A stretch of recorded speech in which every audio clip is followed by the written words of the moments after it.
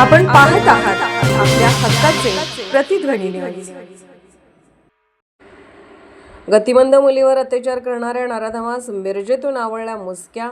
जयसिंगपूर वार्ताहर हुसेन शेख कळवतात की पेठ वडगावमधील 19 वर्ष गतिमंद व अपंग मुलीवर लैंगिक अत्याचार करणाऱ्या मुख्तार जाकीर हुसेन सिद्दीकी वय वर्ष 45 राहणार मूळ बिहार, सध्या राहणार पेठ वडगाव या परप्रांतीय इसमाला कोल्हापूर जिल्ह्यातील वडगाव पोलिसांनी मिरज रेल्वे स्थानकावर सापळा रचून मुसक्या आवळल्या.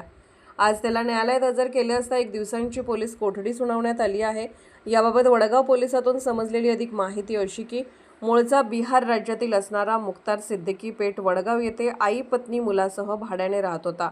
रंगकाम व सेंटरिंगचे काम करून उदरनिर्वाह चालवत होता. पीडितेचे कुटुंब त्याच्या शेजारीच राहत होते. पीडित मुलगी ही दोन्ही पायाने अपंग आहे. तिला वडील नाहीत. आई मोलमजुरीसाठी बाहेर गेली असता मुलीच्या असहाय्यतेचा फायदा घेऊन मुख्तारने मागील महिन्यात 2 वेळेस तिच्याशी शारीरिक संबंध केले व तिला ठार मारण्याची धमकी दिली होती. मुलीला त्रास झाल्याने तिने घडलेला प्रकार आईच सांगितला. संशयिताला पीडितेच्या भावाने याबाबत जाब विचारत घरी बोलावून चांगला चोपही दिला.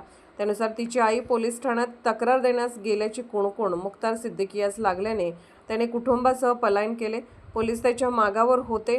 तो रेल्वेने बिहारला पळून जाण्याच्या तयारीत असताना रविवारी रात्री त्याला मिरज रेल्वे स्थानकात पकडले. सोमवारी त्याला न्यायालयात हजर केले असता 1 दिवसांची पोलीस कोठडी सुनावण्यात आली आहे. अधिक तपास पोलीस निरीक्षक विजय घिरडे करीत आहेत.